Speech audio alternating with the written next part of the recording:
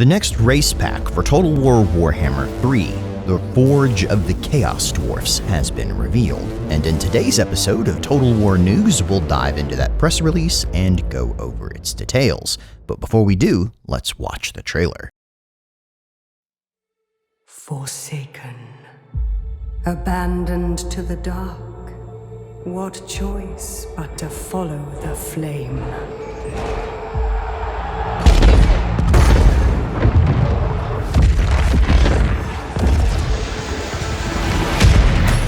A fire to tear down the old ways, burning away all fear, doubt, and weakness.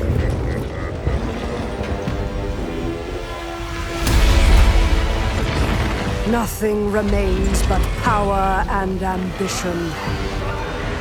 This roaring fire will always demand more. More fuel. More sacrifice. The fiercest heat to forge the hardest steel. Destiny, rising from within the crucible.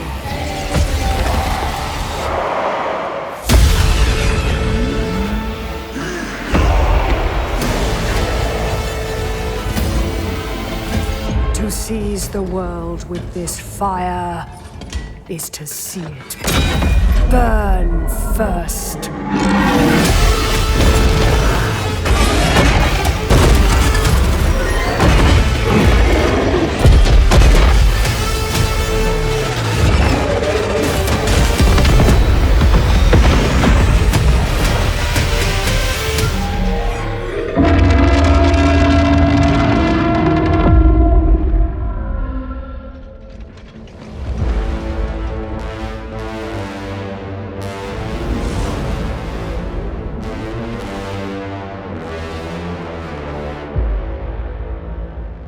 Trailers like this make you really appreciate a good brass section of a band.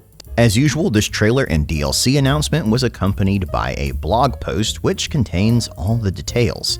The worst kept secret in Total War gaming history has finally been confirmed, and at long last the missing puzzle piece of the Warhammer 3 experience you've all been waiting for is on its way, and CA promises that once this particular faction has arrived, nothing will ever be the same again. Forge of the Chaos Dwarfs will be arriving as part of Total War Warhammer 3 and the Update 3.0 on April the 13th. You can currently pre-order Forge of the Chaos Dwarfs on Steam, Epic Store, and the Windows Store, and if you do so for release, you can grab it at 10% off the launch price, which is becoming pretty standard these days. This DLC race pack will include 3 ferocious and foul legendary lords: Astragoth Ironhand, the High Priest of Ashut, Drazoeth the Ashen, Sorcerer Prophet of Ashut, and Zatan the Black, Commander of the Tower of Zar. They are joined by the one and only legendary Hobgoblin hero himself, Gorduz Backstabber.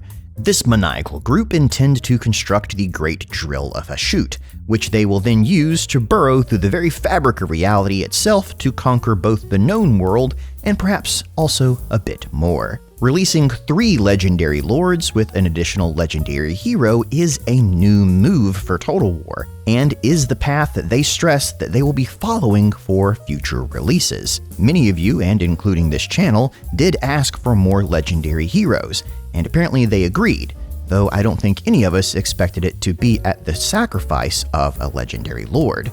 These new legendary heroes can be recruited and also used by all the lords in any given pack, offering up a lot more playstyle flexibility than before. As remember, a legendary hero can be recruited throughout the course of a campaign but does not get their own unique starting position. In the case of Gorduz Backstabber, his recruitment improves hobgoblins across the board, allowing more players to tap into his amazingly quick wolf cavalry. In their first of a series of deep dive blogs, they go into who Astragoth Ironhand and Gorduz Backstabber are. Astragoth Ironhand is the oldest living sorcerer prophet of the Chaos Dwarfs, the High Priest of Ashut, and once the most potent sorcerer to walk the plane of Zarduk. Astragoth's waning powers are a result of prolonged petrification. leaving him bound to a mechanical device that grants him movement. And if none of that made any kind of sense to you, you can look for a basic noob's guide to the Chaos Dwarfs coming in the near future, because it's a bit of a complex society, and yeah. The short of it is, their entire culture is ruled by evil priests, and when you use magic, they slowly turn to stone. That's the brief version. Astrogoth Ironhand takes his place on the battlefield as an armored caster with mixed spells from the Lore of Fire and the Lore of Hashut, which is new and included in this DLC. He's able to cover plenty of ground at a respectable speed and hold his own up close against enemy combatants. But on the campaign side of things, this High Priest has a few more tricks up his metal sleeves, excelling in the Tower of Zar mechanic by generating more conclave influence than any other Dalwizar, which is the name the Chaos Dwarfs call themselves, all of which make him all the tougher to usurp from the top of the tower. Gorda's Backstabber is the Hobgoblin Khan by virtue of having outlived most of his fellow tribal leaders.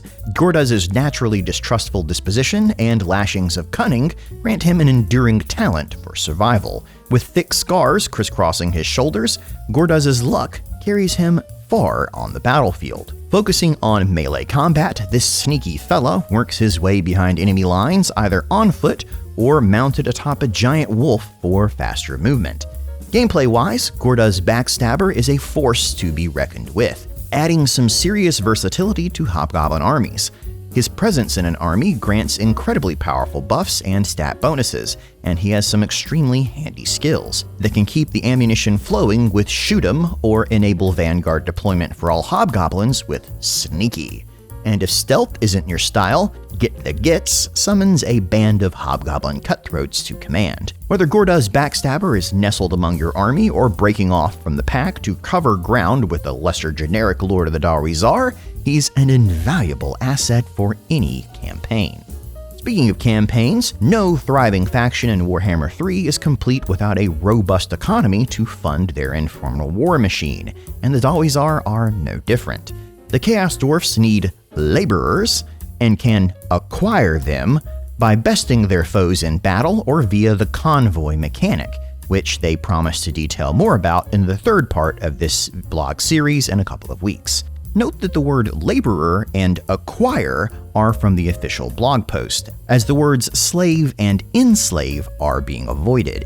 Raw materials are crucial for the Chaos Dwarfs' empire building and a necessity for constructing the more advanced buildings and structures. Beyond that, they can be converted into armaments that unlock the true strength of a dwarf's fiery military. The basic flowchart for gaming looks like this: acquire labor, harvest raw materials, construct nightmarish buildings and forge hellish weapons, and then bolster the Chaos Dwarfs so they can acquire more labor, and etc, etc, etc. Plus, let's not forget the power of the treasury, earned by winning battles, constructing outposts, utilizing factories, and selling armaments via convoys. The Chaos Dwarfs have many avenues with which to earn some serious coin, and it's up to you to ensure the gold keeps on flowing just like spice. The Tower of Zar stands tall within the Chaos Dwarfen capital of Zar Nagrund. It's a political battleground for the Dalwizar. Vying for seats within the tower will grant a diverse range of bonuses and rewards to the Chaos Dwarfs, and it also presents an opportunity for some competition between the factions outside of outright warfare, thanks to multiplayer capability, adding a cooperative edge to the campaign experience in the form of districts.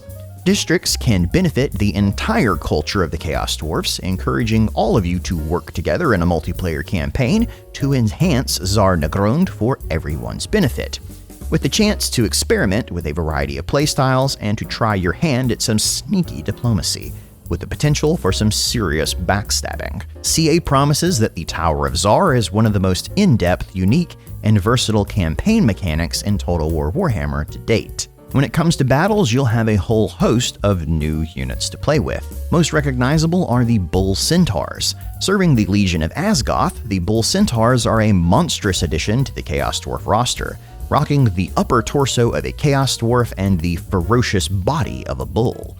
These powerful melee combatants are fearsome beasts that, thanks to their high armor and favorable stats, can play both offensive and defensive roles.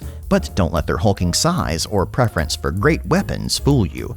They are most definitely keen-witted dwarfs, with the extra strength of a bull added on. But bounding across the battlefield on 4 legs isn't the only way to maneuver your units.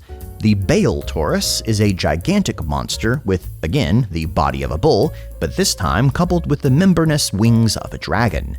Ridden into battle or flying solo, the Bale Taurus burns with horrific intensity. The most commonly spotted Bale Taurus won't be the only one on the battlefield, however, as the Great Bale Taurus, reserved for the most powerful Great Dwarfs, will also be available for any of those wanting to go bigger. Alternatively, the Lamassu, which is thought to be a rare and interesting mutation of the Great Tauri, is also available. It's not a being of rage, but instead a manifestation of sorceress intelligence. Though not as powerful as its cousin in combat, the Lamassu is instead able to employ magic, launching fireballs at the enemy, or transporting allies on shadowy mounts in the blink of an eye.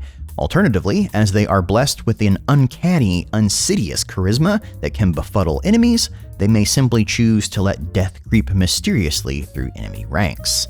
The Total War team promises to share a more in-depth look at Astrogoth Ironhand and the gameplay elements discussed above in an upcoming Forge of Chaos Dwarfs showcase, so keep an eye on the official Total War channel and their social media platforms for further information. Beyond that, they promise they have more blogs and videos on the way very soon, showcasing the other 2 legendary lords from the Forge of Chaos Dwarfs campaign, and of course have a full set of patch notes for Update 3.0 when it and the Chaos Dwarfs arrive on April 13th.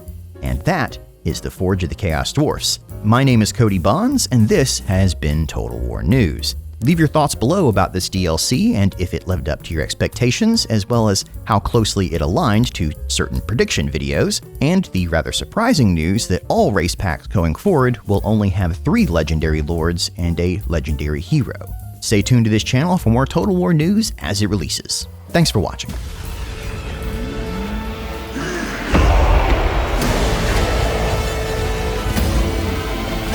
To seize the world with this fire is to see it burn first.